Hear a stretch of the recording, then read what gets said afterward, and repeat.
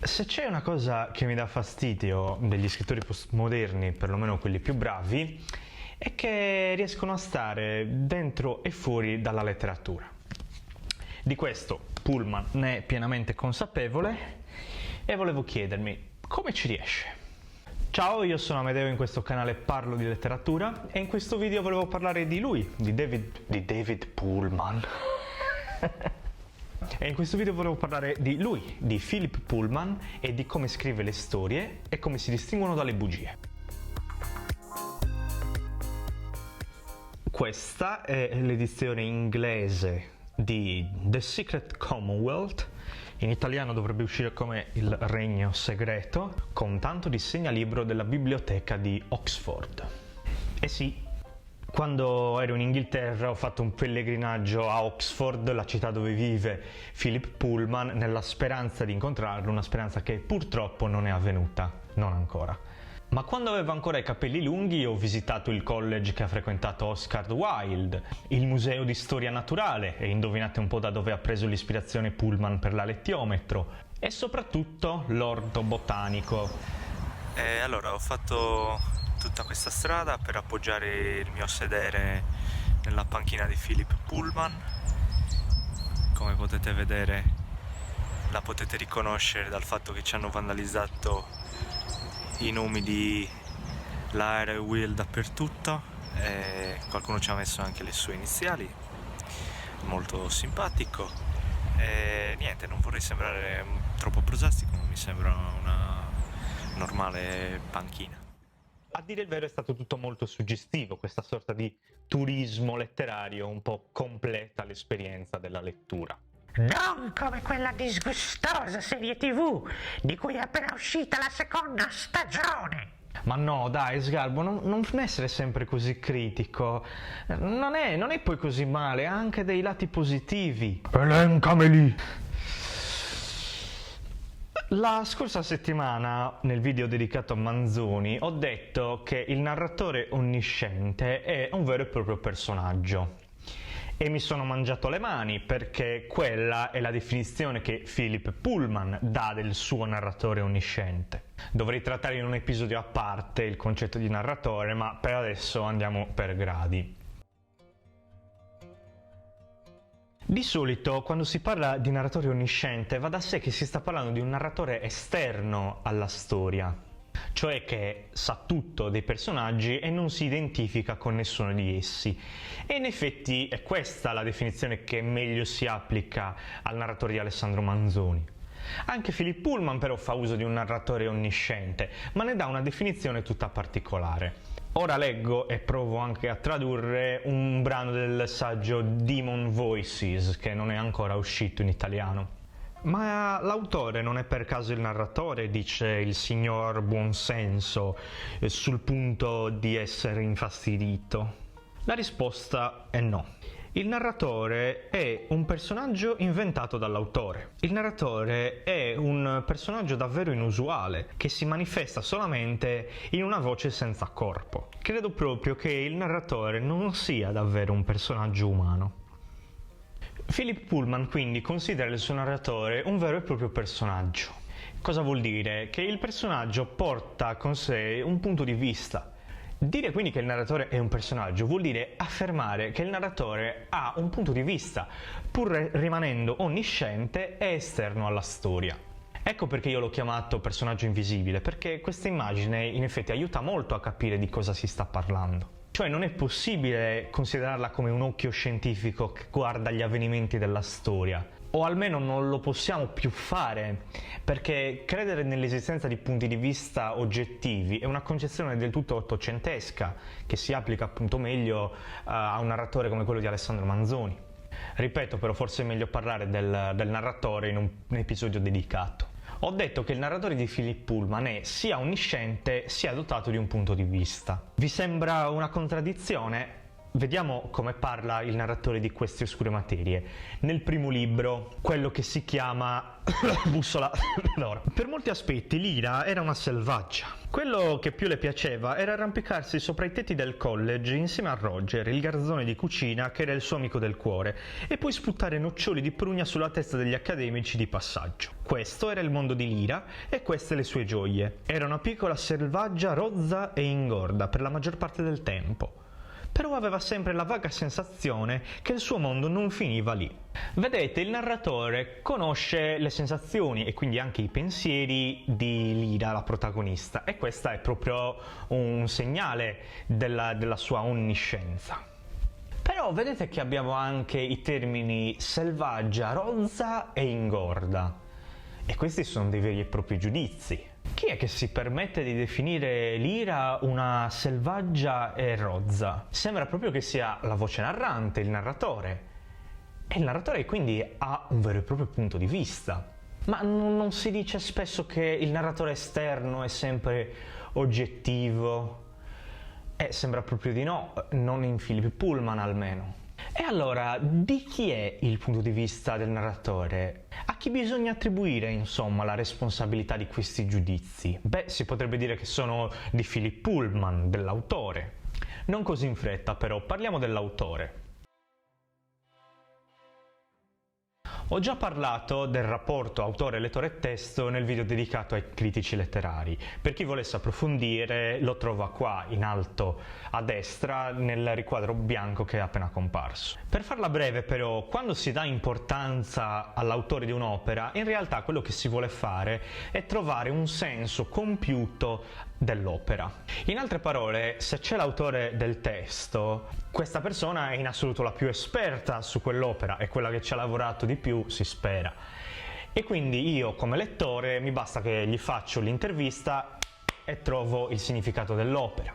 Devo solo affidarmi alle sue parole. Ma se applichiamo alla lettera questo metodo, allora ogni cosa che dice l'autore è valida, non si può discutere. Tutto quello che l'autore dice diventa legge e noi lettori non ci possiamo assolutamente permettere di intervenire. Secondo questo modo di pensare, l'autore dell'opera non è più semplicemente l'autore, ma una vera e propria autorità. Ma il problema è che una storia che dipende solamente dall'autorità di chi la dice acquisisce tutte le caratteristiche di una bugia. In che senso? Beh, per capirlo analizziamo la caratteristica fondamentale della protagonista, e cioè Lyra,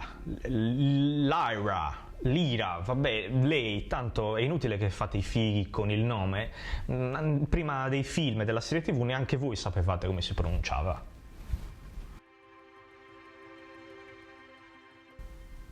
Lyra o Lyra, che dir si voglia, è la protagonista di queste oscure materie e anche dei companion books, come la Oxford di Lyra, e credo proprio che compaia anche nell'ultimo che ha appena scritto proprio, ed è uscito proprio questo mese, Serpentine. Insomma, ogni aspetto della vita di questa ragazza è ampiamente monitorato da un libro dedicato. Maledetto Pullman, dici che fine ha fatto Will? Ma Sgarbo, no, non mi dire che ti sei commosso anche tu per il finale di queste oscure materie. Ma che vuoi? Anche noi stronzi abbiamo un cuore. Sì, un cuore di legno. Comunque, qual è la caratteristica di Lyra, il suo talento fondamentale? Esattamente proprio dire bugie. Come? Anche leggere la lettiometro? Poveri ingenui. Lyra utilizza il suo talento di raccontare bugie per cavarsi fuori dalle situazioni più varie durante le sue avventure. Ma più tardi nella storia, ossia nell'ultimo volume, succede qualcosa di inaspettato. Leggiamo un po'. Lyra stava già rielaborando la storia raccontata la sera prima, adattando, accorciando, perfezionando e aggiungendo. Genitori morti, tesoro di famiglia, naufragio, fuga. Beh, disse entrando nella sua struttura mentale di contafrottole. La storia cominciò quando ero appena nata. Mio padre e mia madre erano il duca e la duchessa di Abingdon ed erano ricchi come nessun altro. Mio padre era un consigliere del re e il re in persona veniva a trovarci e si fermava da noi di continuo. La casa in cui ero nata era la più grande di tutta l'Inghilterra meridionale, si chiamava Senza il minimo strillo di avvertimento, l'arpia si lanciò su Lyra ad artigli spiegati. La ragazzina ebbe appena il tempo di curvarsi, ma un artiglio le strusciò comunque sul cuoio capelluto, strappandole una ciocca. «Bugia, bugia!» strillava l'arpia. «Bugia!» Ed era come se la sua voce provenisse da ogni direzione, e la parola echeggiava sulla grande parete della nebbia, ovattata e alterata. Sembrava che il mostro strillasse il nome di Lyra, che Lyra e bugia fossero una stessa e sola cosa. Qui la traduzione non ci aiuta perché in originale l'opposizione Lyra e bugia è Lyra liar, cioè bugiarda. Vedete il gioco di parole. La scena che ho appena letto si svolge nel terzo libro. Lyra fa un viaggio nel mondo dei morti e prova a raccontare una storia alle arpie, che sono un po' come le carceriere di questa sorta di prigione che è l'oltretomba.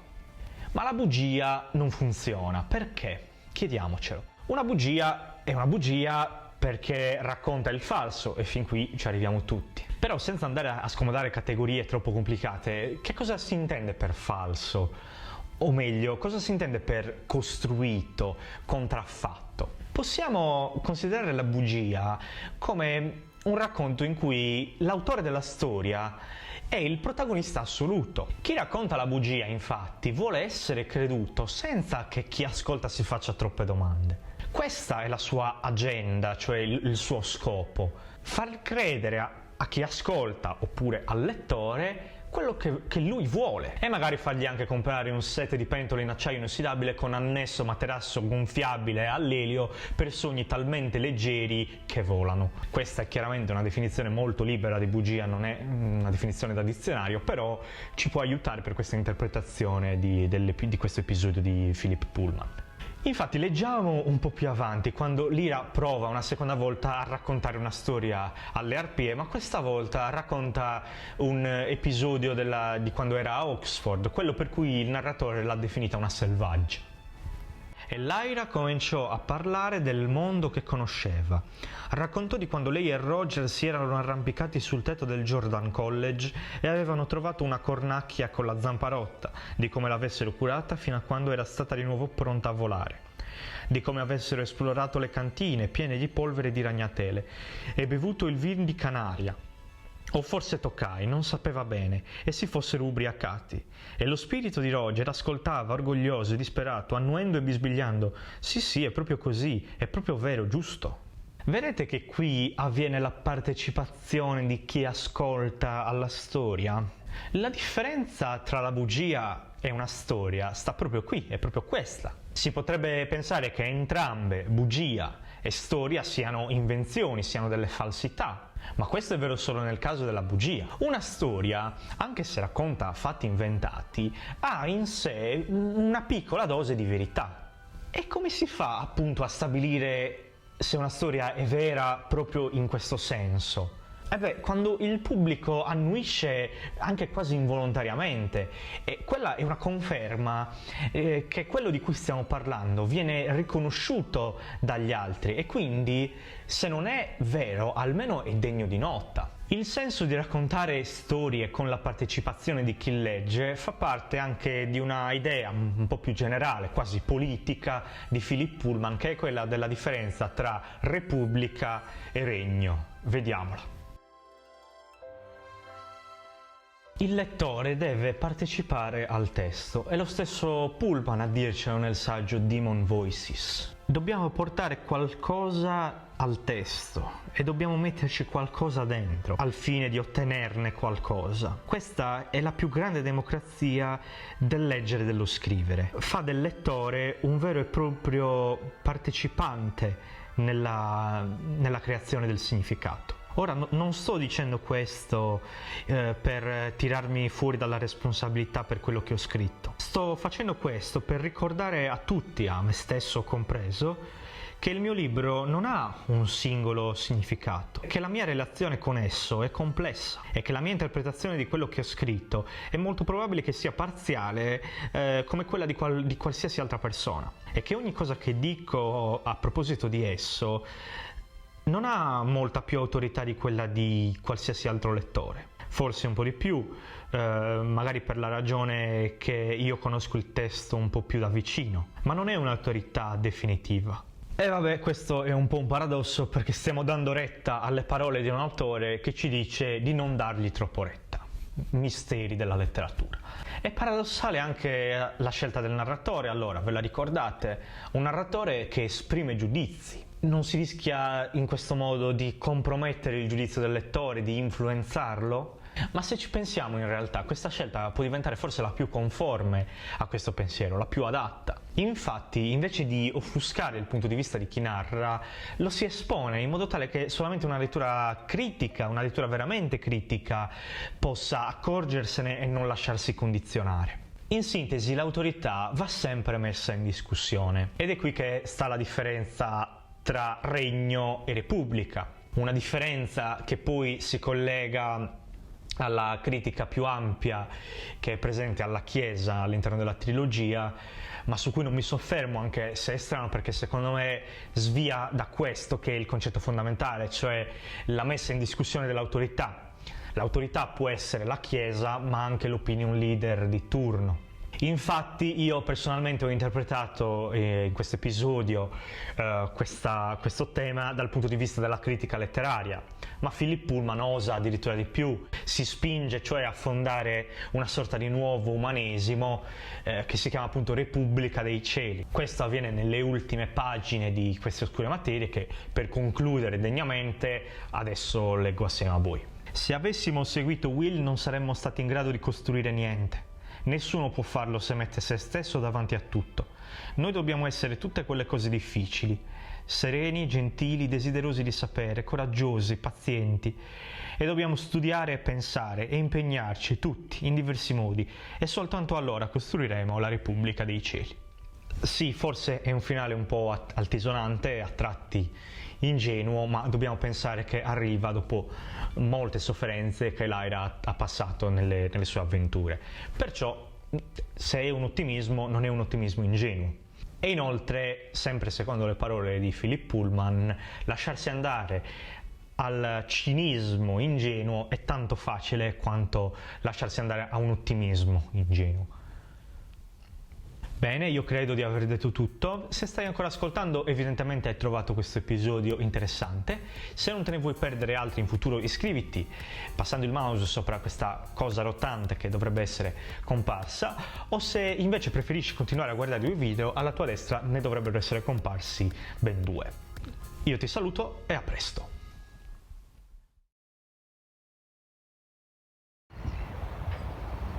Addio panchina.